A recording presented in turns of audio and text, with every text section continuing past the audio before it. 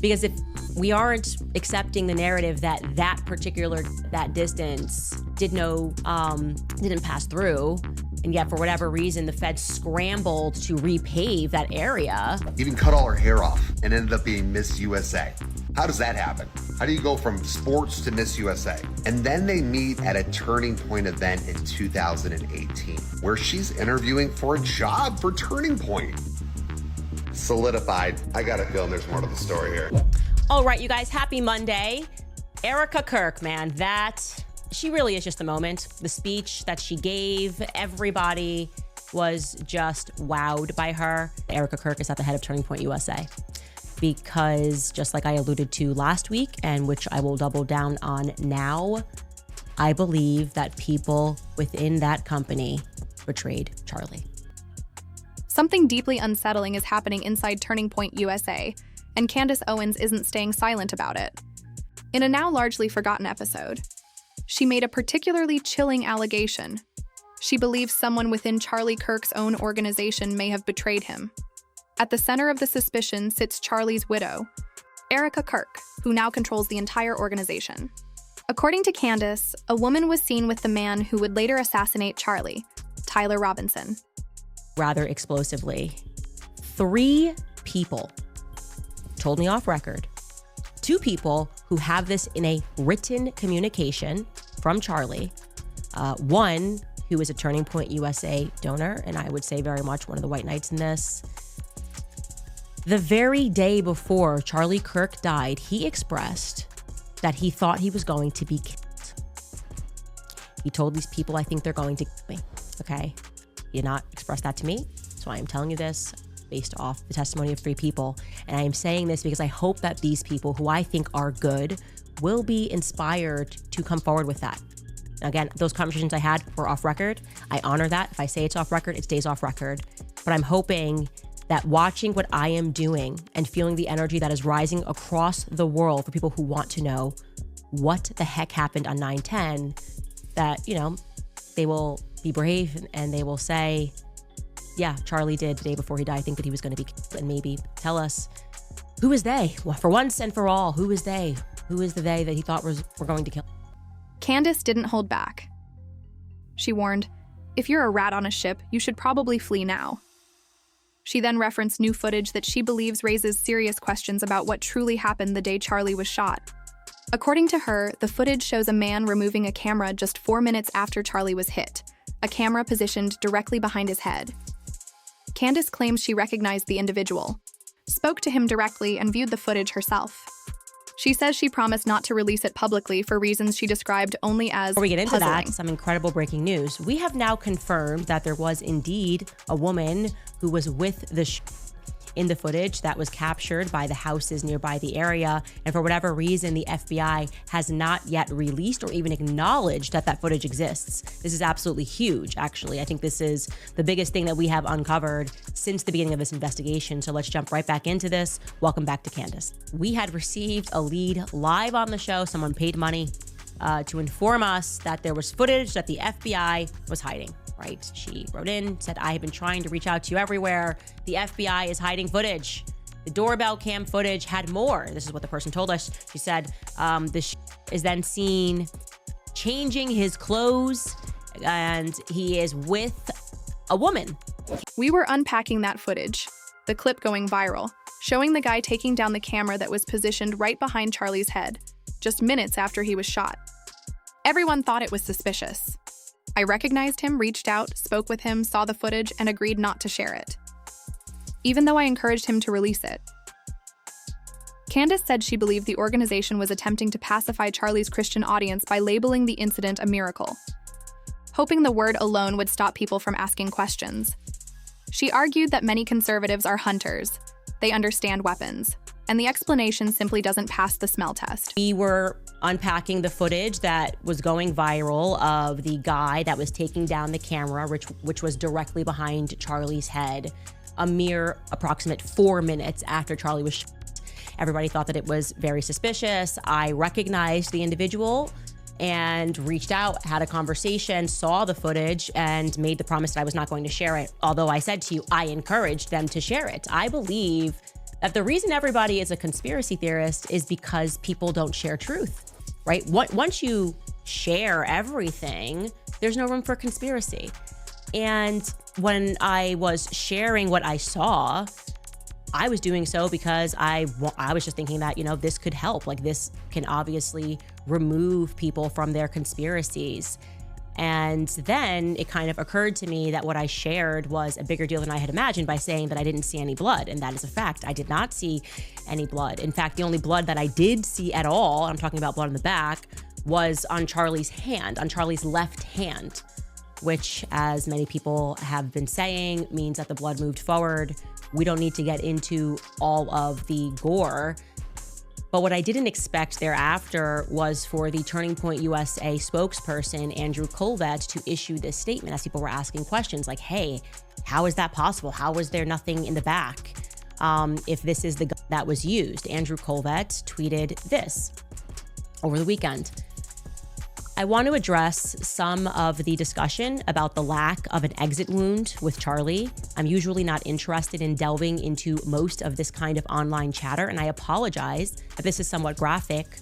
But in this case, the fact that there wasn't an exit wound is probably another miracle. As doubts exploded online, Kash Patel released a statement promising a thorough federal investigation into Charlie Kirk's assassination. He listed every angle supposedly under review: bullet trajectory, potential accomplices, text messages, Discord chats, and even a mysterious plane that reportedly turned off its transponder near the scene. But Candace wasn't convinced. She noted that the plane's owner, Derek Maxfield, had already admitted they received permission from air traffic control to disable the transponder. So the federal claim that it was just a signal loss didn't make sense. Yes, the conservative base is filled with Christians, but also the conservative base is filled with a lot of hunters, okay? People that hunt, and they know weapons, and they know how weapons work, and they know how weapons don't work.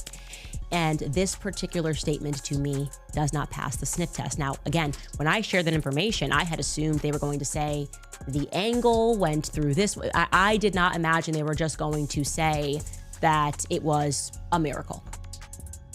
Alex Jones immediately took to X Live. This began trending. The statement began trending, and he jumped onto X, and he responded to that statement saying this. Take a listen. The spokesperson for TPUSA just posted 2 hours ago that they talked to the coroner and that Charlie Kirk was shot with a .30-06 in the left side of his neck, the carotid artery, and that he's a man of steel, and that the bones in his neck that are like chicken bones stopped a bullet that travels 2,500 feet a second out of the barrel at 200 yards, depending on the grain of the cartridge and the rest of it. Probably hit him at 1,900 feet per second. I've shot hogs at 500 yards, 30-06, right to the side. Tiny hole blows a 4-inch hole out to the side. We're talking through 2 feet of a hog. Boom. Hit him in the head, brain completely blows up. They just said he got shot with 30-06 and that it didn't go through. Yeah, it's a lot. It's a lot to process. And here's the thing. If you were going to bring me to the argument that this truly was a miracle, it probably would not be in the midst of a circumstance where the feds are lying. And then came Candace's boldest allegation yet. She claimed that beneath the very spot where Charlie sat is a network of underground pipelines and tunnels.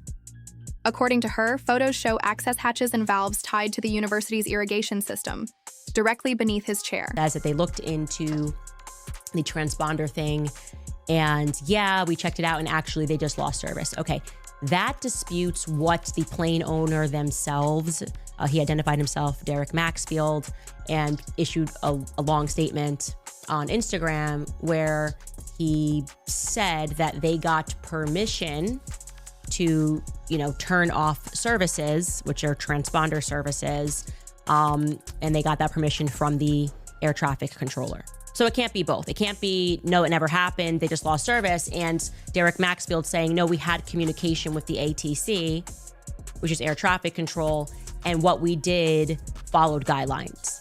So that's already a problem. Secondly, saying that you're not going to release information because you want to protect the integrity of the investigation while also releasing those ridiculous text messages that looked like somebody was having fun on TikTok and making, a ridiculous skit. I don't feel like the investigation has much integrity, or the feds in general have any integrity after you guys gaslit us about Jeffrey Epstein, okay? So if you want to restore credibility to the feds, I would allow the mommy sleuths to take over. That's my opinion. I'd get in touch and allow the internet to do what the internet does, because now you're answering everything that we brought up. Not me, we.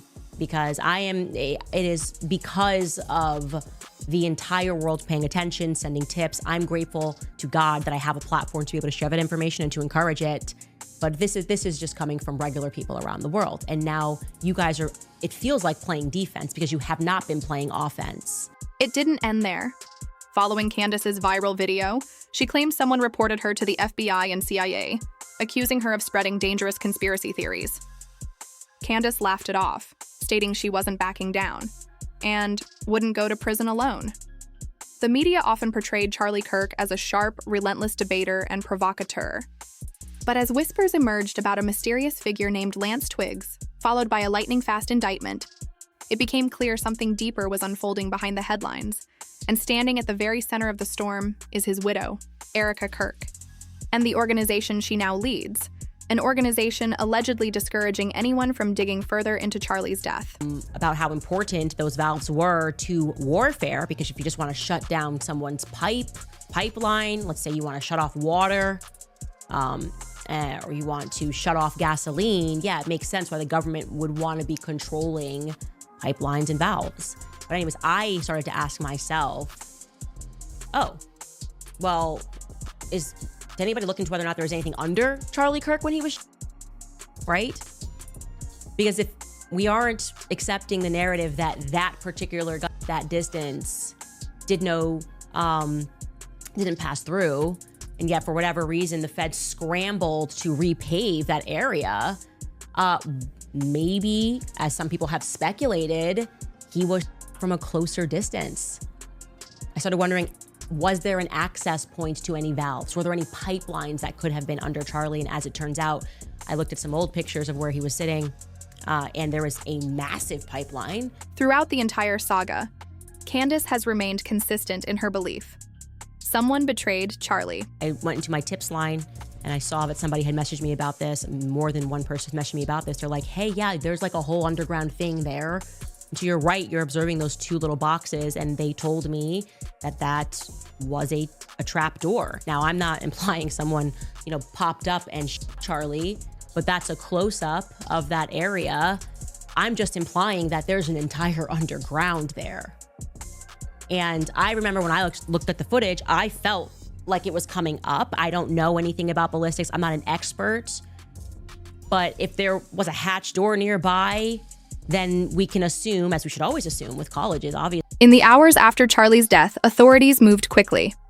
Within 33 hours, they named Tyler Robinson, a 22-year-old electrical engineering dropout from Utah State, as the prime suspect. We have, at this moment, no definitive understanding of what happened on the day that he was assassinated. But what we do know definitively is that the feds are lying to us. That is obvious. It is abundant. If you're able to think thoughts, you recognize that something is very wrong with the story that has been presented to the public. And I think that what the public doesn't understand, and I count myself among the public, is why it seems as though Turning Point USA executives, and I'll say seems, are not even remotely interested in challenging that official narrative. They're not interested in challenging it publicly, at least. In fact, I think it was an ex-user that pointed out, he put it rather bluntly when he said, so they want us to forgive Tyler Robinson, but to attack the people that are trying to solve the murder of Charlie Kirk? Like, that's not right. It doesn't feel right. It doesn't feel good. Of threats of lawsuits, we're collecting evidence of it. What are we even talking about? And I want to say that what's been bothering me in particular are the micro lies. seems that they're suddenly in the business of telling micro lies, tiny little misrepresentations, tiny little half-truths that right out of the gate seems altogether unnecessary. It really makes me wonder, who are they protecting exactly? You'll see oftentimes they and other influencers will invoke Erica as the reason that it's not appropriate to ask questions. It's just not appropriate. While Erica is still mourning for you guys to ask any questions. And I'm just gonna come back at you with some common sense. What sort of widow wouldn't want people to investigate the assassination of their husband? She has not explicitly said that, but the influencers are invoking that, right? They're invoking it's not appropriate right now for people to be asking questions. That's what I mean when I say they are. The hashtag Dar Utah cover-up began trending. Was Tyler simply a scapegoat? Or was someone helping him? Then came Erica. Just hours after Charlie was pronounced dead, she stepped in front of cameras with their 2 children, calm, controlled, almost unnervingly composed. Charlie fought for his faith, she said, and now he's with his savior. At the massive memorial at State Farm Stadium, she delivered a confident speech about America, faith, and continuing Charlie's mission. But she barely spoke about their marriage. David hogging us, okay? You could also use another example, somebody that was on the right, Kyle Khrushchev. What essentially means is that when a tragedy takes place and we are emotional, our emotions are raw. Me especially, I think this was the first time where I couldn't really check my emotions. I'm just now moving out of the grief stage. There will be people that then will try to manipulate you, right? They will try to manipulate you by using that strategy of saying, well, it would be really wrong. It would be really wrong for you to look beneath this layer or to ask a question about this. And it would be an injustice to Charlie Kirk's legacy, really. No visible tears, no hesitation. And that's when people began asking, why does she seem so untouched? Her first social media post after Charlie's death added fuel to the fire. You have no idea what fire you lit in this woman. It went viral, over 1 million shares. Some called it strength. Others saw it as a warning. Starting to think, and let me know if you think this is crazy, but I'm starting to think that the assassination of Charlie Kirk was something akin to a regicide, right? The assassination of a king to install a new ruler who the king would have never approved of, right? Maybe people around him counseling the king, people who perhaps betrayed him, because there are just too many things that I am finding out that are not adding up to me, okay? There are also, I do want to say this, too many first times leading up to this event, okay?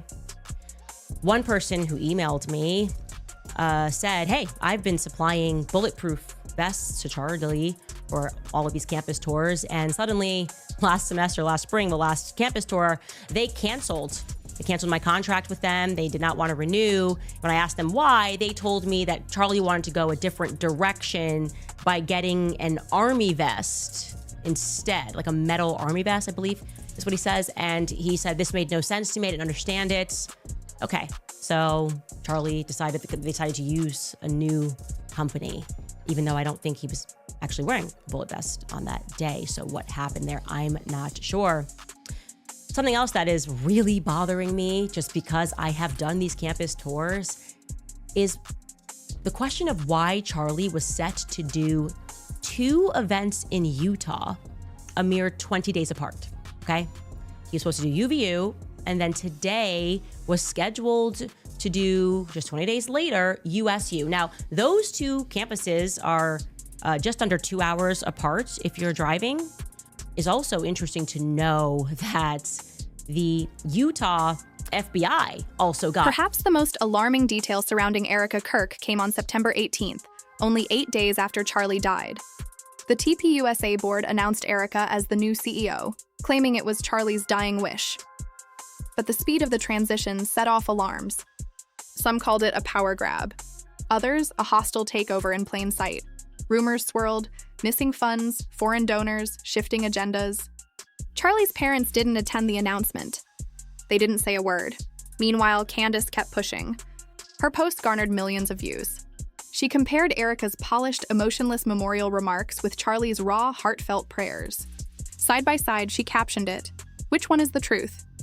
The clip hit 12 million views in 24 hours. Suddenly, every detail became suspect. Her posture, her smile, even the way she hugged Trump during Charlie's posthumous Presidential Medal of Freedom ceremony. TikTok creators called her body language set of too employees, confident. The state FBI department. Kash Patel went ahead and fired not only the chief of the Utah borough, but also some other people. You can see this in the Daily Mail article. They recount this after Charlie's death. Kash Patel questions grow as it's revealed he gutted the Utah FBI leadership before Charlie Kirk's assassination. That is true. He fired the chief, among other people, and replaced her with Robert Bowles in August. I think Robert Bowles, actually, it was his first week when Charlie got shot. And he's somebody who has been in D.C. for decades. So it seems to me to be an unusual placement to then want to re-up your entire life, assuming you have a wife and kids, and move to Utah. But whatever, again, everything just feels a little too brand new to me. Then I speak to the individual who I told you guys that I recognized, that had taken down the cameras minute 4 after Charlie was shot. The back camera of all the ones, when you take the front camera, I don't know. Again, I'm not here to read into how people might act in an emergency event, but I thought it was weird that he was there in general, actually, that he was behind Charlie the entire time. I've never seen that. He's never been behind me at an event. He's never been lingering around me at an event. And I asked about that. I asked about just his presence behind Charlie, and plus the mysterious phone call that he was seen making in like minute 3 after Charlie was assassinated. And he told me explicitly that they were trying something new that day. Like it was something new. Charlie's super ambitious, and on the AV thing, they were trying something new, and they wanted to be able to feed it back instantly to Arizona. None of it makes sense to me because these events are typically live streamed. Her Romanian background was dragged into wild online theories, claims about intelligence ties and honeypot networks. And something new, okay? So let's stick with that theme. Do you want to know something else that was brand new leading up to this event? Charlie's perspective on Israel, okay? So let me say this so you can hear it. Charlie Kirk's perspective on Israel was not starting to shift. It had shifted entirely, okay? There are no ifs, and there are no ands, and there are no buts about it. Israel knew that. Turning Point USA knew that because Charlie was explicit.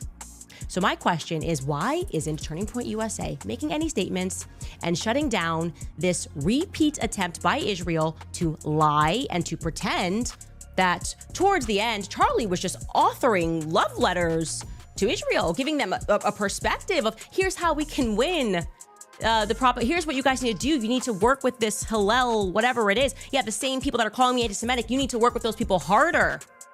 And he was just putting it on paper. Was it an email? What was that they were sharing? The New York Post, the Israeli Post, right? What were they sharing there? He wrote of his deep love for Israel. He had nothing else to do in May. Wrote of his deep love for Israel to a letter to Netanyahu. Netanyahu said they were close, but in the letter, Charlie puts his number, which apparently Netanyahu didn't have his number.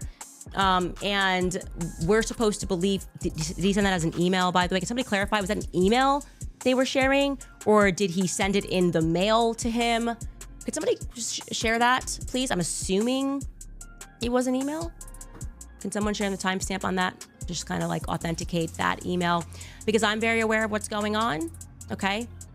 And I don't know how the executives over at Turning Point USA sleep at night, okay? I don't know how you can present yourselves as a Christian organization and not be dedicating yourself to the truth. No matter what the cost is, you tell the truth. That's it, okay?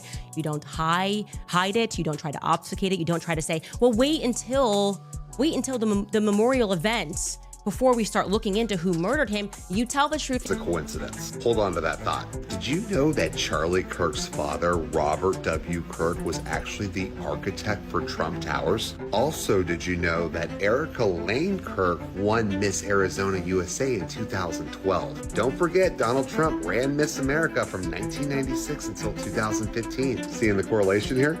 Now, not saying age difference is a big thing, but did you know Erica was 5 years Charlie Sr.? But this is where coincidences aren't coincidences. People, this was so arranged. And there's so much more to Erica Kirk. Kind of like how she was all into basketball, didn't want to be all girly, never liked to dress up, even cut all her hair off and ended up being Miss USA. How does that happen? How do you go from sports to Miss USA? And then they meet at a turning point event in 2018, where she's interviewing for a job for Turning Point. Solidified. I got a feeling there's more to the story here. At this point, it was no longer just about the crime. It became a battle of truth versus control, grief versus power, and whether the woman who once stood beside Charlie Kirk might be hiding something. Now all eyes turn to October 30th, 2025, Tyler Robinson's next court hearing. Will it deliver answers or only raise more questions? Was Tyler truly acting alone? Did someone assist him? And is Erica's calm the strength of a widow? Or the mask of someone protecting secrets? Soon the world may find out. Of what it means to be a MAGA woman who dumbs herself down and minimizes her success in the name of the man and the movement, or she is a honeypot. Because there's been speculations that Kash Patel is in a honeypot relationship. And that would kind of make sense, right? Like, you want to keep those guys close. You want to keep those guys together. You want to keep those guys controlled, right? If you don't know what a honeypot is, it's normally when a very attractive woman is used to control, manipulate, keep an eye on, guide a man, right? Erica Kirk has a law degree. She has a doctorate. She has 2 bachelor's degrees. She's 5 years older than Charlie. She had a successful basketball career in college. She had a successful pageantry career. And then in 2018, she runs into Charlie Kirk for the first time. And then they're very quickly married within, I think it's like 3 years or whatever. First of all, they've only been together for 7. I think you keep seeing people say they've been floating around for like 10 years or whatever. They haven't. They've only been together for 7 years. This isn't some godly, long, profound, relationship that a lot of these people, they bring these people in MAGA, the high school sweethearts, whatever. She's either dumbed herself down to fit the narrative of what it means to be a MAGA woman, or she's a honeypot. Hello. God bless all of you for coming here from all over the world to honor and celebrate my Charlie. Weeks ago, before Charlie lost his life, Charlie was in the Hamptons, and he had more than one event, but he had essentially what was staged, an intervention was staged by Bill Ackman, because Charlie's rational thoughts about Israel were a no-no. This is not the route that you should be going on. And Charlie was surrounded by his friends, his quote-unquote friends. Bill Ackman was very upset, and threats were made. That is what I am told, and I will tell you that I am very happy for Bill Ackman to dispute this narrative. In fact, he was asked to dispute this narrative. Max Blumenthal went out to him today, and Bill Ackman came back and said, I have receipts I can show you, and he did not provide the receipts. This is not how it went down. I know it went down this way. I'm waiting for one of them to go on record and to say that it didn't go down this way. It was at this time that Bibi Netanyahu was called and Charlie was invited to Israel. This was an under duress situation, I would say. Perhaps